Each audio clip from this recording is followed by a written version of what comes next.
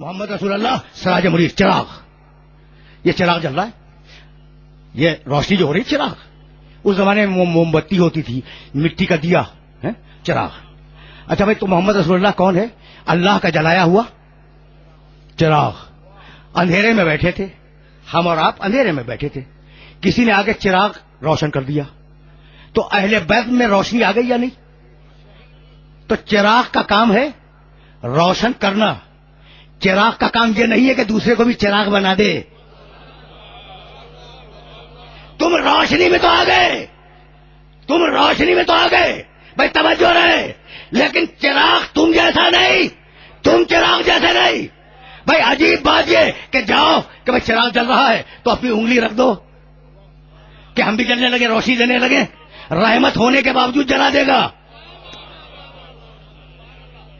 رحمت ہونے کے باوجود جلا دے گا کہ تم اپنی حد سے بڑے ہو. ٹھیک ہے نا بھائی، بہت توجہ رکھنا.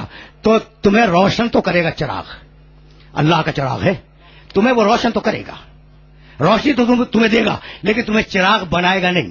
اگر جاؤ گے انگلی رکھنے تو تمہیں جلا دے گا رحمت ہونے کے باوجود، لیکن اگر کوئی چراغ اس سے متصل کر دو تو وہ جل جائے گا یا نہیں؟ تو چراغ سے چراغ جلتا ہے.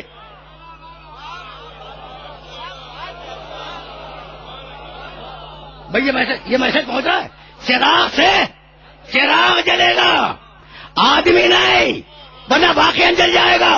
اچھا تو چراغ سے چراغ ہی جلے گا نا، طے ہو گئی بات. لیکن ایک چراغ کو ادھر رکھو، دوسرے چراغ کو ادھر رکھو اور کوشش کرو کہ جل جائے. جب تک درمیان میں فاصلہ ہے نہیں جلے گا. چراغ کا چراغ سے بلا فصل ہونا ضروری ہے.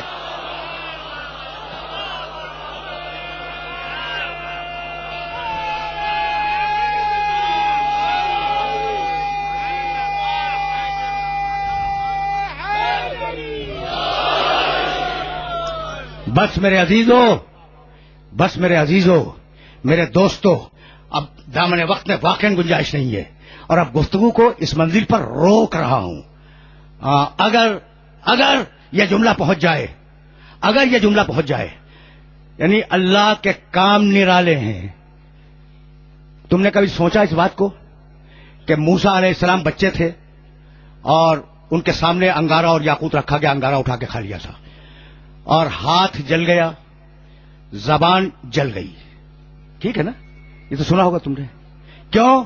اس لیے کہ نبوت کو بچانا تھا.